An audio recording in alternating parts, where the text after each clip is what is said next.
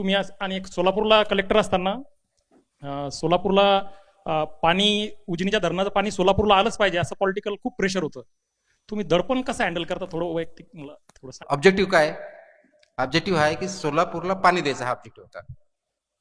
कायदा काय सांगतो की उजनी धरण हे 8 माही धरण आहे, म्हणजे मार्च नंतर पाणी सोडण्याचा प्रश्न येत नाही नियमानुसार आणि कायद्यानुसार. ऑफकोर्स प्रॅक्टिस वेगळी जरी असेल तर पण ऍक्च्युअल तो कायदा आहे. तर धरणच 8 माही आहे. धरण 8 माही तर 12 माही पाणी सोडण्याचा प्रश्न येत नाही. पहिला लिगल प्रश्न तिथं उत्तर झाला. लिगल सगळ्या जिल्ह्यात 13 तालुके काहीतरी आहे, त्याच्यापैकी 11 तालुके त्याचे ड्रॉट प्रोन मधले आहेत, म्हणजे पाऊस तिथं मिनिमम आहे.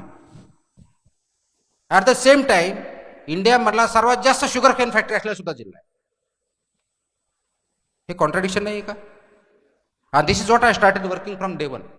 हे कॉन्ट्राडिक्शन मला कमी करायचं आहे. त्याचाच परिणाम म्हणून तिथं दुसऱ्या बाजूला दरवर्षी 500-700 टँकर पण लागत होते पिण्याच्या पाण्याला. म्हणजे सर्वात जास्त ऊसाचं क्षेत्र तिथं, सर्वात जास्त शुगर फॅक्टरीज तिथं, सर्वात मोठं धरण तिथं, सर्वात टँकरही जास्त तिथं. एवढे कॉन्ट्राडिक्शन एका जिल्ह्यात कसे असू शकतात? हा something not gone wrong either in the policy or implementation, and who is responsible for the district? Ownership. I took the ownership. आता प्रश्न असा आहे की प्रेशर, याला तुम्ही प्रेशर बघितला असता त्याला हातच लावायचा नाही. हा प्रॉब्लेम होता. तो प्रॉब्लेम सॉल्व्ह करण्यासाठी as a leader that's your responsibility. Are you able to take that responsibility and ownership as a public servant is the most important question you have to ask yourself. If you are owning some project you have to think it through. Pressure कधी असतं त्याच्याकडे problem म्हणून बघितला असतं, opportunity बघितली तो issue मी ownership करतोय म्हणून.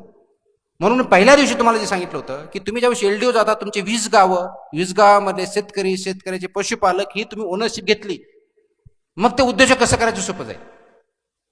सो प्रेशर घेण्यापेक्षा ओनरशिप घ्या. दॅट्स माय मंत्रा.